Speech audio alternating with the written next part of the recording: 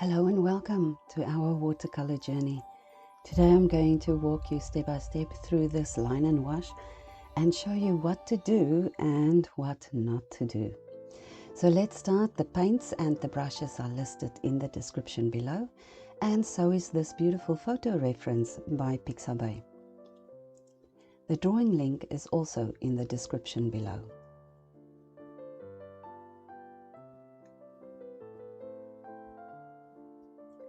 Right, I used a Staedtler pigment liner 0.2 to start drawing in the lines on top of the pencil lines. And I always fancied myself as someone who cannot draw. And just to see this whole thing come together was so satisfying. So I'm not going to bore you with the whole process. It's fairly simple. You just draw your lines with a thin pigment liner over your pencil lines.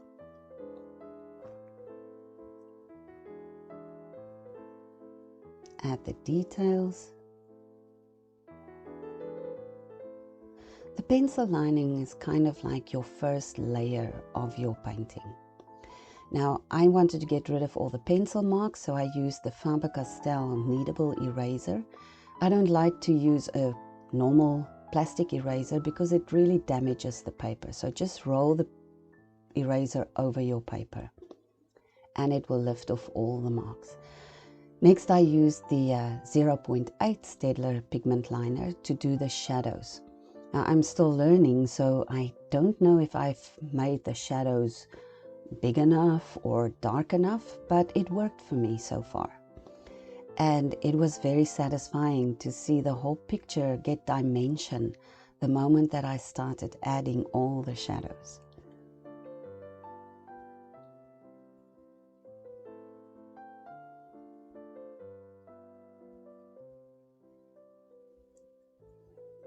I looked at the photo reference to create the shadows.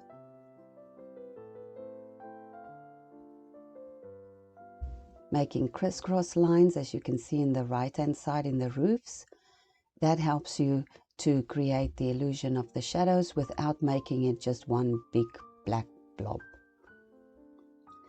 In the trees I added some details just to help define the different trees.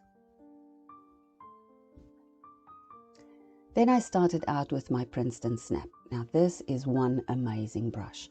It holds a lot of water and a lot of paint. And I started to mix some cobalt blue so that I can paint the sky. Now here you have a choice. I did not wet my sky first, so it made a kind of hard lines. And it would probably be good to wet the sky first if you want softer lines. I left some spaces to indicate clouds. And I didn't mind that the blue went into the trees because that helped to create the first layer of the trees.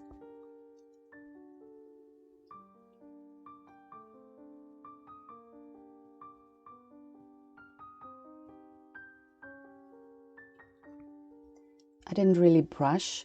I just dabbed the colors in and let them flow. But because the paper was dry, I worked wet on dry, it didn't really flow as much as I wanted it to. So it would probably be a better idea to wet the sky first.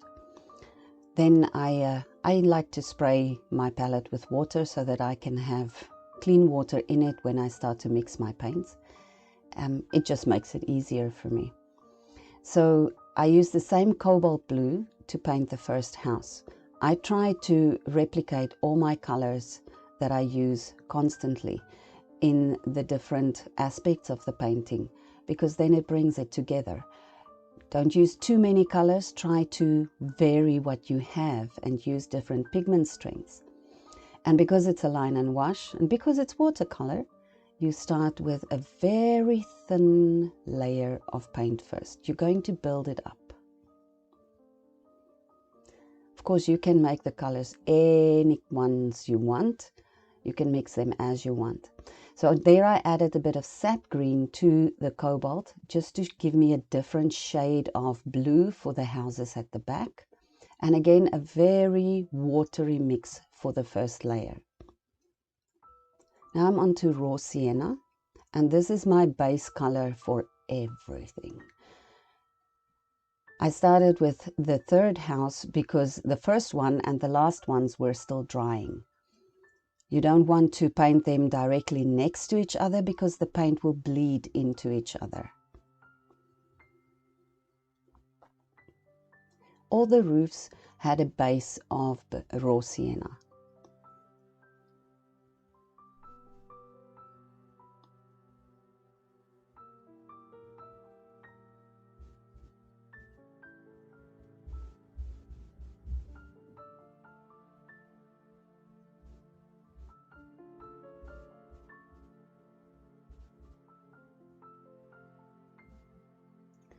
Here I tried to be very careful, but you can see there was a little bit of bleeding because I didn't wait for the third house to dry properly.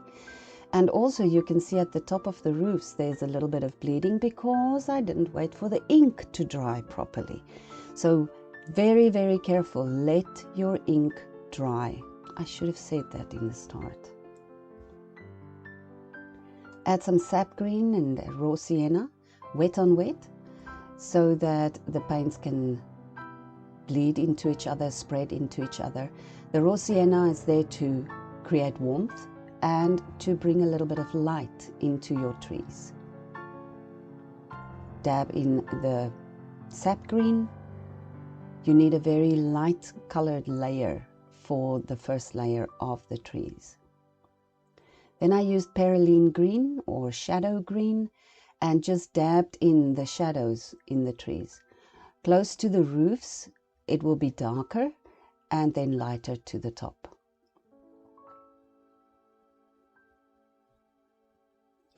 Next I used Paynes grey black shade to just paint the path in. And I used the side of my brush to give it a kind of a dry brush stroke so that I can leave some white patches, just to give light and dimension to the road or the path in front. Schminke has Paynes grey black shade and Paynes grey blue shade, and both of them are absolutely amazing to work with.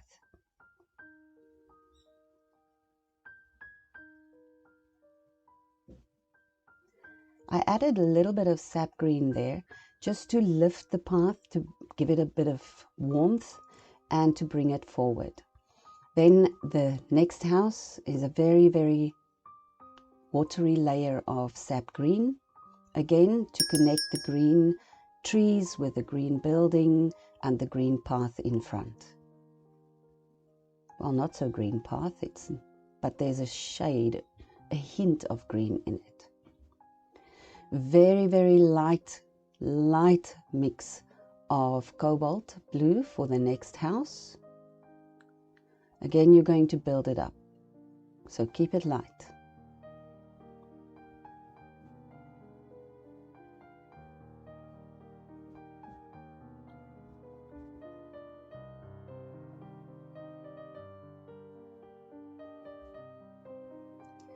The first house was fairly dry, so I could add the second layer of the blue paint, the cobalt.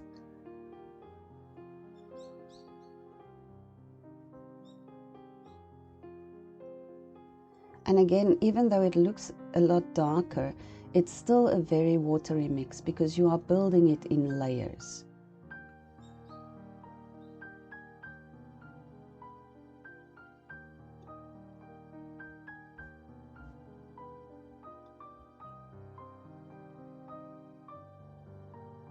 I did wash my brush though. Now we're on raw sienna again, and it's the third house. Next layer to make it darker, to build it up.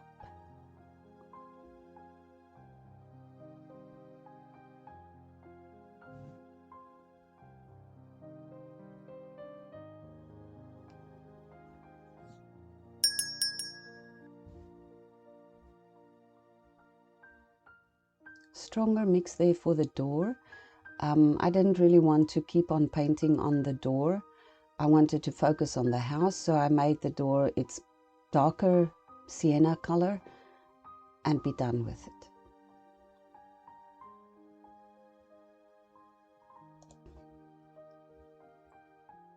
Here I used a Paynes Grey and Sap Green mix to paint the door of the house in the middle. And this is the very big no-no of watercolor. I did not wait for the house to dry, and it seeped and seeped, and it was practically hemorrhaging the paint into the rest of the house. It was quite a to-do to get the whole thing to stop bleeding, but as you can see, it just went on and on and on.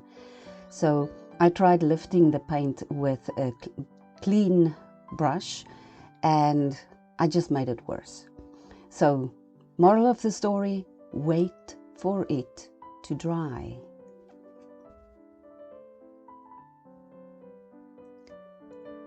Okay, so the next layer of the roofs are going up again with the raw sienna, same watery mix. And I just painted all the roofs again to put up the darker layer to give it the darker shade.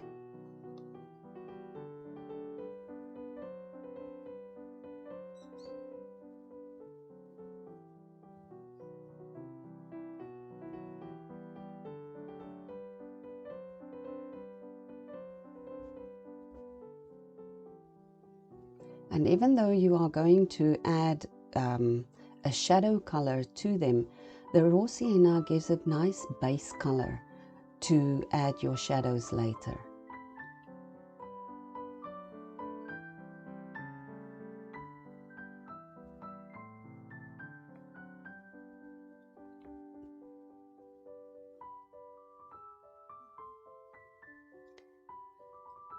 The second house has a little bit of mildew on it, or mold, or whatever you want to call it. And I used the Paynes Grey and Sap Green mix to start building that kind of dark, mildewy layer on top of it. And then I added more of the Paynes Grey, and yeah, too much. And again, it is bleeding because my roof was still wet. At least the Snap is such an easy brush to use to clean up my messes. I thought I'll try to let the rest of the paint dry, so I started to add some of the Sap Green Paynes Grey mix to the trees at the top, and then I thought the mildewy part is way too dark, so I started lifting out some of the paint there just to make it a bit lighter and to give it more definition. Then it's the second layer of the Sap Green onto the greenhouse, and again Sap Green Paynes Grey for the mildewy bits. I made that fairly dark because there's a whole lot of plants that's going to grow there, and the dark paint just gave me the first layer of the plants that I wanted to build up. Adding a little bit of grey, Paynes Grey, to the path here to create the shadows and the definition. It's basically to let the paint dry. So I used Antwerp Blue by Winsor & Newton for the door of the next house. I wanted to use a different blue, but I still wanted to keep it blue without giving it too much of a different color. And I've never used the Antwerp, so I wanted to try it out, and it was a nice bright color, but it didn't give me what I wanted. Okay, so here I am on my green door again, and for some odd reason it just kept bleeding. So I decided then the whole house has to be that greenish shade, because then the bleeding won't make such a big difference. So I used the Sap Green Paynes Grey mix to paint the house, and there's the Paynes Grey in for the mildewy bit again. Next layer of the house for the raw sienna, and Paynes Grey to add the shadows and the mildews. Top of the roof there is Paynes Grey, again for the shadow, light Paynes Grey because you're going to build it up.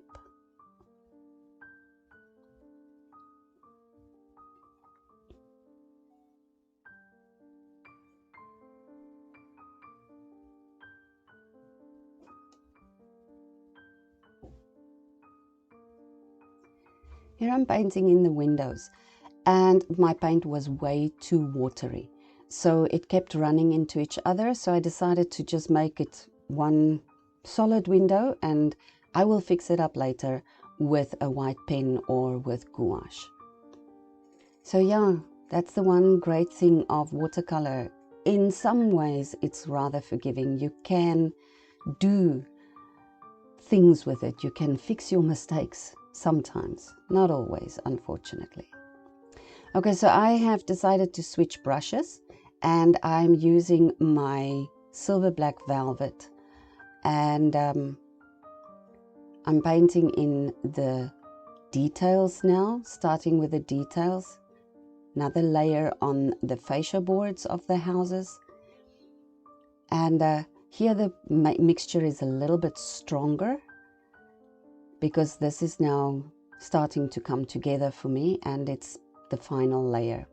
Now again, Heinrich laughs at me, but I hate to contaminate my paints, so I didn't want to waste time, so I used 3 different brushes at the same time to paint the roofs.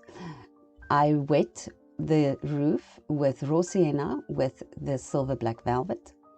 Then I used the Escoda to add the burnt sienna for some of the shadows, and I used the Cum Memory Point number 1, I think, for the sepia, for the darker shadows. I think I'm just being very difficult. You can use one brush, it doesn't matter. I am just very difficult with contaminating my paints.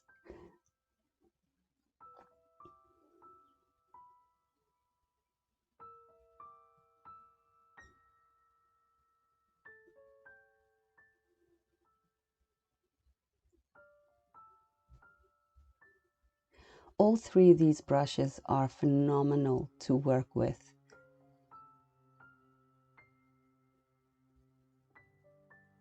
I cannot tell you which one is my favorite, because each one of them has its own wonderful features.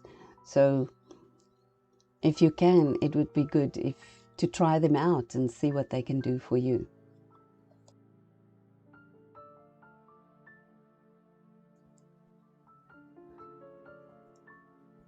While I'm waiting for the other paints to dry, I'm building up the trees again, and just adding the sap green and Paynes grey mix, and clean Paynes grey for the very dark shadows. Then my Antwerp door, just add another layer to that.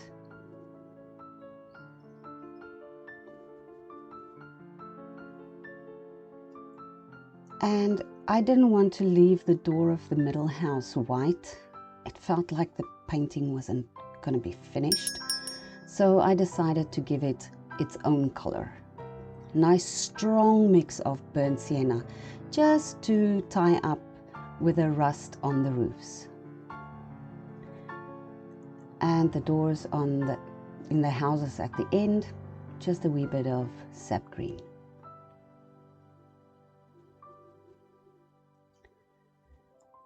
And then I did the light with raw sienna, smoothed out some of the shadows and the lines on the roofs.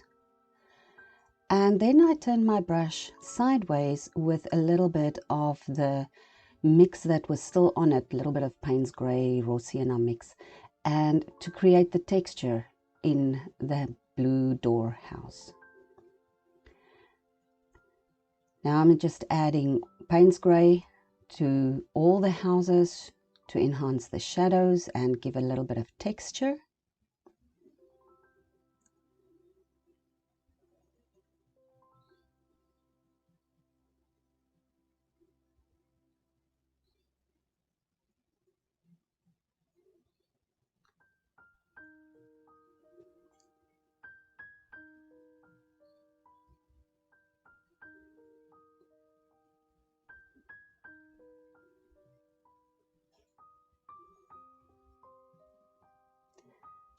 And the little posts at the top of the houses, that I did with sepia.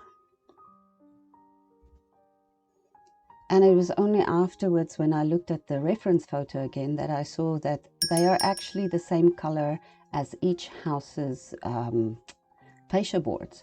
So mine's all brown, but that's okay. Now it's time for the grasses in the front, and it's a stronger mix of sap green, and I'm just dabbing in random dots and blots of the sap green. I'm not really concerned because I am going to create the texture later. So adding different shades, a little bit of Paynes grey mix in there just to make it a bit darker, wet on wet. Probably too dark. You can go lighter. I have a heavy hand sometimes. And here I'm using a magic thing. This is an Art Secret brush, and it's got a tapered end at the back. And it is wonderful for scoring or lifting out or dragging out paint. You can use a credit card or a cocktail stick or anything, but this little brush is just magic. So I'm pulling out the grasses.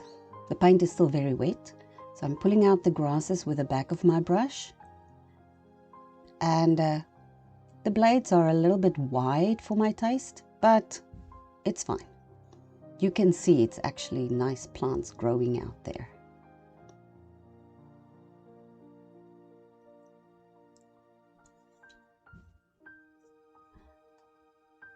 Adding a little bit of Paynes grey to the base or the middle of each of them, just to give the shadows and to ground them on the base of the houses, and drawing out some more grasses.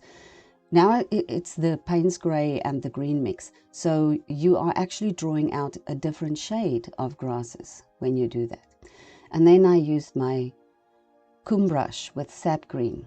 Now normally this is the wrong way around, because you start from light and you go to dark, but for some odd reason this actually worked. So I painted in some more grasses and just used the light sap green to do that.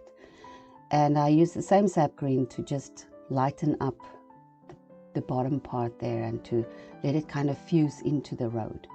And of course, it's never a bad idea to add burnt sienna. The blue door didn't stand out enough for my taste, so I decided to add another layer. And what happened was, at the bottom, again, it bled because the green wasn't dry, but it actually gave a very nice effect. Now I'm using the 0.8 pigment liner to just enhance the shadows that I could with the liner. Please wait until your painting is dry completely. There are areas that mine wasn't dry exactly and the pencil bled a little bit. So do not be impatient, let it dry.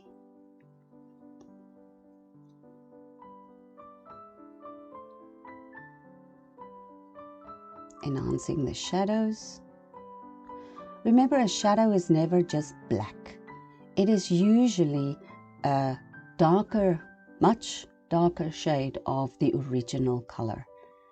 So it's always a good idea to paint your original color and then a shade or two of Paynes grey or neutral tint over your base color.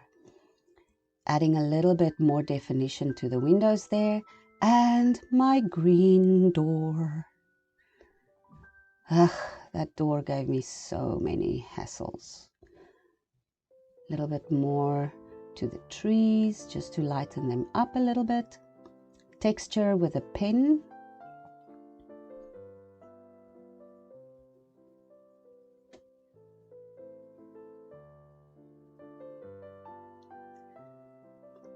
Also some more kind of definition lines and texture lines in the grasses, just so that everything isn't the same thickness. You know, the pen makes much thinner lines.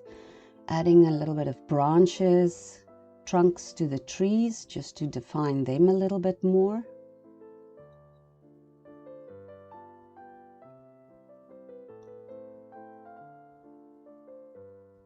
coloring the fascias. Now it's just finishing touches. And I know many people would say, but line and wash is just one layer or something like that. But I like to build it up. There I used strong, pure, tube consistency cadmium yellow to make the little flowers.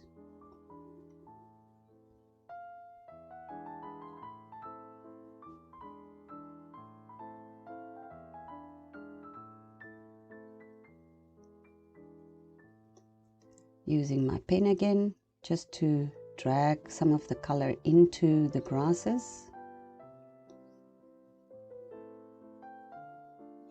And then gouache, white gouache. I use permanent white.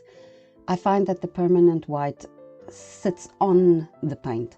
If you use zinc white or any of the others, then it bleeds or it kind of diffuses into the paper. But the permanent white sits where you put it. And I use the gouache to just make a few highlights in the grass, so that it's not just dark black blobs. Diffusing a little bit of my house there with the gouache.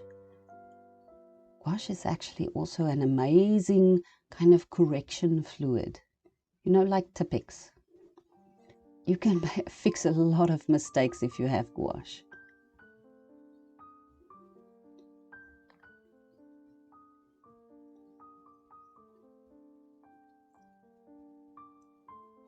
And here is where I use the gouache to fix my my error with the windows. So I painted in the white window panes with the gouache when the Paynes grey was completely dry. I use the Kum #1 because it's got a very sturdy point. I think it's a synthetic brush, but it really keeps its point very nicely, and it's not as soft as a natural hairbrush, so you have a little bit more control over it, especially if you're a beginner like me. I need to have more control over the brushes that I use.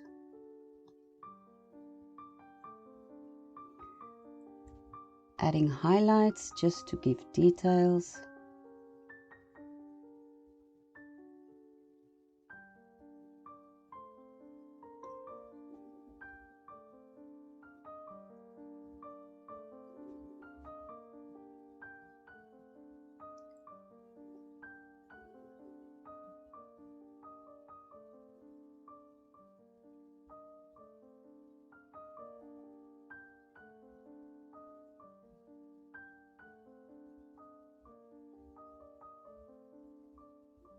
Gouache is magic. It's a good idea to keep your gouache in a separate container. It is very opaque, so it's going to mess up your other paints. So keep it separate, and even if you rinse your brush, try to use a separate container of water so that you don't contaminate your other paints. It will definitely mess up the transparency of your watercolors. And like all the tutors always say, a little bit of spattering will probably help you to stop overworking your painting. So hold the brush firmly in your hand. You can tap it with your hand or tap it with your finger and just let the gouache fly. It's going to fly everywhere, so if you don't want other things to get some paint on it, then make sure your area is clean.